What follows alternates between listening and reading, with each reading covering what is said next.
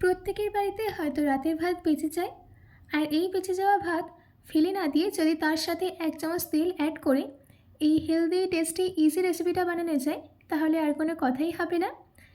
এই ডিশটা আপনারা সকালের ব্রেকফাস্টে, রাতের ডিনারে কিংবা বাচ্চাদের টিফিনে অনায়াসে দিতে পারেন। চলুন বেশি দেরি না করে শুরু করছি আমার আজকের এই সহজ রেসিপি।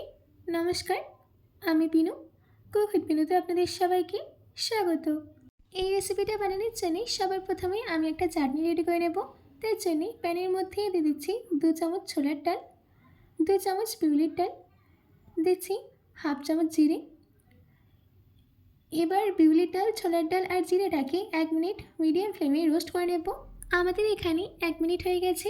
এবার গ্যাসের ফ্লেমটাকে অফ করে দিয়ে এটাকে নামিয়ে সম্পূর্ণ ঠান্ডা হতে দেব। এবার ওই একই প্যানের মধ্যে অ্যাড করে দিচ্ছি 3 চামচ সাদা তেল। তেল গরম হয়ে গেলে দিয়ে দিতে হবে 9 কোয়া রসুন, দিচ্ছি 1/2 ইঞ্চ আদা, আর একটা বড় সাইজের পেঁয়াজ আমি কেটে নিয়েছিলাম সেটা দিয়ে দিচ্ছি। এবার আদা, রসুন আর পেঁয়াজটাকে ততক্ষণ রান্না করে নিতে হবে যতক্ষণ না পেঁয়াজটা একদম ট্রান্সলুসেন্ট হয়ে যায়।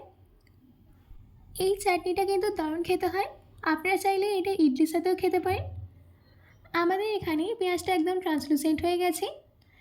এবার আমি এর মধ্যে অ্যাড করে দিচ্ছি ঝালের জন্য 4টি শুকনো লঙ্কা, আর দিয়ে দিচ্ছি 3টে মিডিয়াম সাইজের কেটে রাখা টমেটো।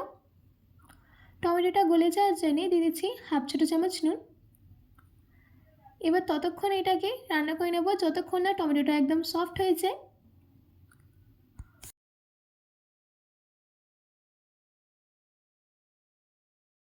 দেখুন আমাদের এখানে টমেটোটা একদম সফট হয়ে গেছে। এবার গ্যাসের ফ্লেমটাকে অফ করে দিয়ে এটাকে সম্পূর্ণ ঠান্ডা হতে দেব। সম্পূর্ণ ঠান্ডা হয়ে গেলে একটা গ্রাইন্ডিং জার নিয়ে তার মধ্যে এইগুলোকে দিয়ে দিতে হবে। এবার আমি এর মধ্যে অ্যাড করে দিচ্ছি ভেজে রাখা ছোলার ডাল, বিউলির ডাল আর জিরে। এবার এগুলোর একটা স্মুথ পেস্ট রেডি করে নিতে হবে। আমাদের এখানে পেস্টটা রেডি করে নেওয়া হয়ে গেছে। এবার আমি এই পেস্টটাকে একটা ছোটো বোলের মধ্যে ট্রান্সফার করে দিচ্ছি। এই চাটনিটার টেস্টটা আরও বাড়ানোর জন্য আমি একটা তড়কা দিয়ে দেবো। তার জন্যে আমি তড়কা প্যানের মধ্যে 3 চামচ তেল গরম করতে দিয়েছিলাম। তেলটা গরম হয়ে গেলে দিয়ে দিচ্ছি 1/2 চা চামচ সর্ষে, 1/4 চা চামচ জিরে। সর্ষে আর জিরে ফ্লেভারটা তেলের মধ্যে চলে গেলে এই তরকারিটাকে চাটনির মধ্যে দিয়ে দিচ্ছি। ব্যাস, আমাদের এখানে টেস্টি চাটনি কিন্তু রেডি হয়ে গেছে। এবার আমি এটাকে সাইডে রেখে দিচ্ছি। এবার এইদিকে একটা গ্রাইন্ডিং জার নিয়ে তার মধ্যে অ্যাড করে দিচ্ছি 1 কাপ ভাত, তার সাথে অ্যাড করে দিতে হবে 1 কাপ সুজি, দিচ্ছি 1/2 কাপ দই। যে কাপে মেপে আমি দইটা নিয়েছিলাম সেই কাপে মেপেই দিয়ে দিচ্ছি 1/2 কাপ জল। এবার এটার একটা স্মুথ পেস্ট রেডি করে নেব। দেখতেই পাচ্ছেন যে আমাদের এখানে একটা স্মুথ পেস্ট রেডি করে নেওয়া হয়ে গেছে। এবার আমি এই পেস্টটাকে একটা মিক্সিং বোলের মধ্যে ট্রান্সফার করে দিচ্ছি।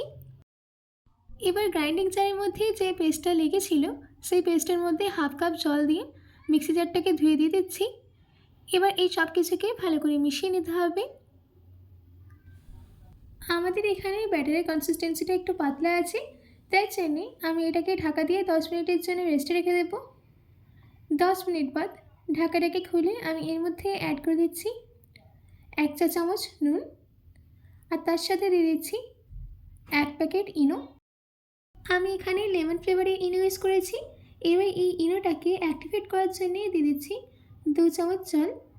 জলটা দেওয়ার পর ভালো করে এই সব কিছুকে মিশিয়ে নিতে হবে। সব কিছুকে ভালো করে মিশিয়ে নেওয়া হয়ে গেছে। এবার আমি গ্যাসের উপরে প্যান গরম করতে দিয়েছিলাম। প্যানটা গরম হয়ে গেলে দিয়ে দিচ্ছি তেল। আমি এখানে তেলটা ব্রাশ করে নিয়েছি। এবার এর মধ্যে অ্যাড করে দিতে হবে 1 লেডেল ফুল ব্যাটার। ব্যাটারটা দেওয়ার পর গ্যাসের ফ্লেমটাকে লো মিডিয়ামে রেখে উপরটা একদম ড্রাই হওয়া অবধি ওয়েট করব। যখন উপরটা সম্পূর্ণ ড্রাই হয়ে যাবে তখন অপর সাইডে উল্টে দিতে হবে।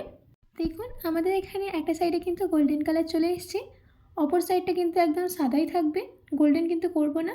এবার আমি এটাকে তুলে নিচ্ছি। এই একইভাবে আমি আপনাদেরকে আরেকটা করে দেখাচ্ছি। সবার প্রথমে প্যানে তেল গ্রিস করে দিতে হবে, তারপর 1 লেডেল ফুল ব্যাটার দিয়ে ওপরটা ড্রাই হয়ে আসা অবধি ওয়েট করতে হবে। যখন ওপরটা সম্পূর্ণ ড্রাই হয়ে যাবে তখন অপর সাইডে উল্টে দিতে হবে।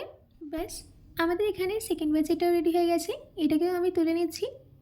দেখুন এটা কত সুন্দর সফট হয়েছে, আর ছিদ্রগুলো কিন্তু একদম স্পষ্ট বোঝা যাচ্ছে।